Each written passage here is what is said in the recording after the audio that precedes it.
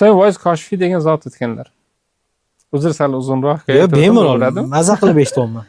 Bu kishi Alisher Navoiy Hazrat bobomizni zamondoshlari, Rashohat sohibi Faxriddin Ali Safiy Hazratni dadalari, Tafsir Husayniya, Futuvatnoma Sultoniya degan mashhur kitoblarni muallifi Husayn Voiz Koshifiy.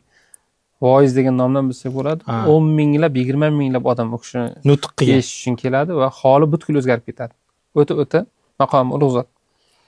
Shu kishiga har joylardan odamlar kelib, juma kuni ehson tashlab ketishar ekan.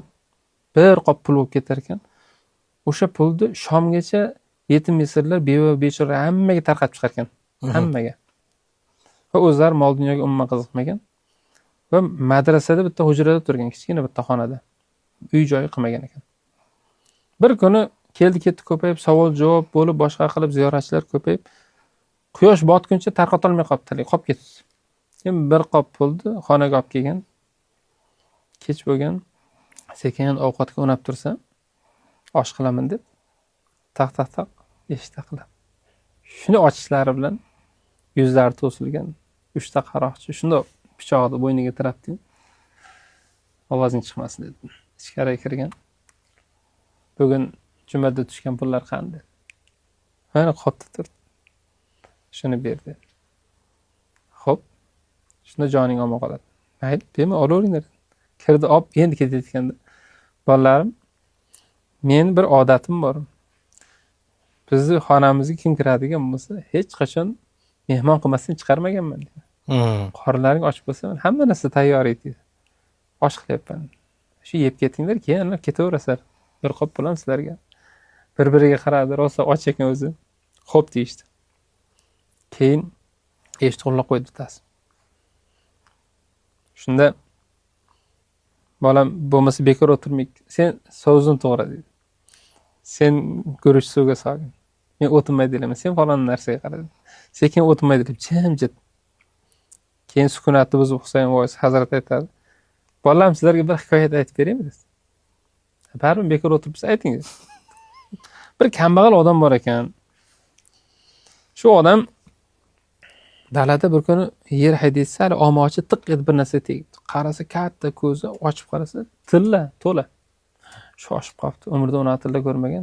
Keyin dalalar avval biz agorodimiz uyimiz oldida uzoq-uzoqlarda bo'lgan. Buni bir o'zim olib keta olmayman deb qaytib borib, qo'shnisi rosa boy ekan. Boyni eshigini taqillatib chaqiribdi. Men bir xum tilla topib oldim. Siz bilan birga olib kelsak shuni dedi. Siz menga sherik bo'ling. Xo'p, keldi. Bu kovlab chiqardi, boy tortib oldi haligini.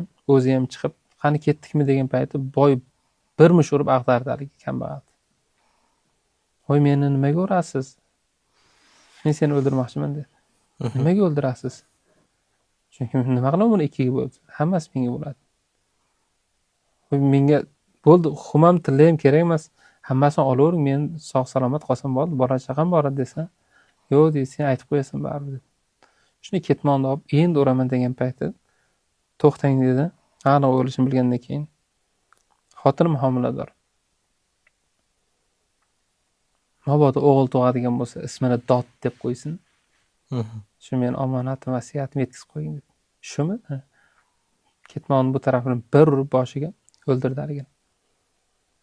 Ko'mdi, ketdi. Uyiga kelib turib, xotinga aytayaptiki, dalada o'tib ketayotgan paytim eringni ko'rib qoldim. Qaroqchilar urib o'lasi qilib ketgan ekan. Borib yordam beraman desam, o'ladigan holatda menga bir vasiyat qildi.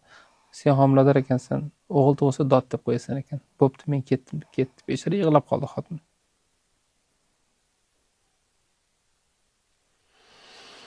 Oradan vaqt o'tdi, o'g'il ko'rdi, ismini Dod deb qo'ydi.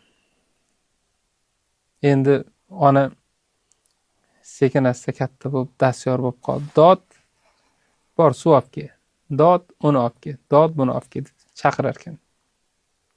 Bir kuni ko'chadan podshoh lashkari aravasi bilan o'tib ketayotgan payti Dod yugurib ketib qolibdi otlar tagiga. Shunda haligi ayol ovozini ko'tarib, "Dod, bolam, to'xta! Dod, orqangga qayt" deb Husayn Voiz Koshifiy Hazrat ovozini baland ko'tardilar. Ularga sezdirmay o'tib, aylanib aytayapti-da, o'tayotib eshikni haligi zanjirni shuni olib qo'ydi. dod, qayt bolam, dod deb ovoz chiqqan. Madrasadagi hamma o'quvchilar eshitgan talabalar. Yugurib kelib eshitishni ochdi. Ustoz nima bo'lyapti? Ushlanglar haliglar uchalasini dedi. Ushlashdi. Qarang bu yerda ajoyib tadbirda. Mirshablarga topshirishdi. Keyin bilishsaki, ular podshoning xazinasini ham o'marganlar ekan bir necha yil oldin. Shuncha vaqtdan beri topolmagan. Podshoga bu xabar yetgandan keyin qozilar ularni o'limga hukm qildi. Dor tagida turibdi. Uchalasi ham. So'nggi tilaklaring bormi? Bor. Nima? Husayn Voiz Koshifiy chaqirib kelinglar. Nima qilasizlar? Hali hikoyani oxiriga yetkazib qo'ysin, nima bo'ldi? Shuni bilaylik, haligi ot tagiga yugurib ketdi, hali bechora bolacha nima bo'ldi oxiri? Keyin tortaveringlar dedi. Qarang, mana shu yerda chala narsa insonni juda ko'p qiynaydi. Hayotingizda chala qolgan ishlaringiz bo'lsa, albatta uni yo yakunlash, yo bo'lmasa voz kechib yuborish kerak to'liq. Ko'ngilni bir tarafi, miyani bir tarafi o'shanga ishlab turar ekan, asosiy ishni qila olmaymiz. Qarang, o'zi o'ladigan bo'libdi. Senga nima qizig'i bor? Yo'q, o'shaning uchun seriallarning eng qiziq payti chala to'xtatib qo'yishadi. Ertasigacha gapirib yo o'ylab o'tirish uchun. Demak, keldi Husayn Voiz Koshifiy. Ha, bu hali tugamadi. Xo'sh, eng qizig'i bu yoqda. Keldi. Aytib beryapti. Nima bo'ldi, ayting endi. Dod yugurib podshoning oldiga chiqib ketdi. Aravani to'xtatdi. Hamma mirshablar yaqinlashdi, yo'q qo'yib yuboringlar. Bolajonim ke. Ayasib keldi. Voy, ming bor uzr podshohim, beodobchilik qildik. Yo'q. Nimaga sen dod deyapsan desa. Ismi dod debdi. Shunaqa ism bo'ladi. Nimaga unaqa qo'ygan? Dadasi shunaqa qarashlarga keyin qo'shnimiz hali ham janozasini o'qib ko'mgan ekan, o'shaga vasiyat qildi. Podsho shu farosatli odam edi.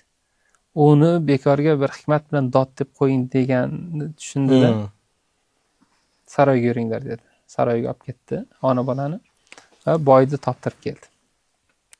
Boyni chaqirdi, juda qattiq tergov qildi o'zi.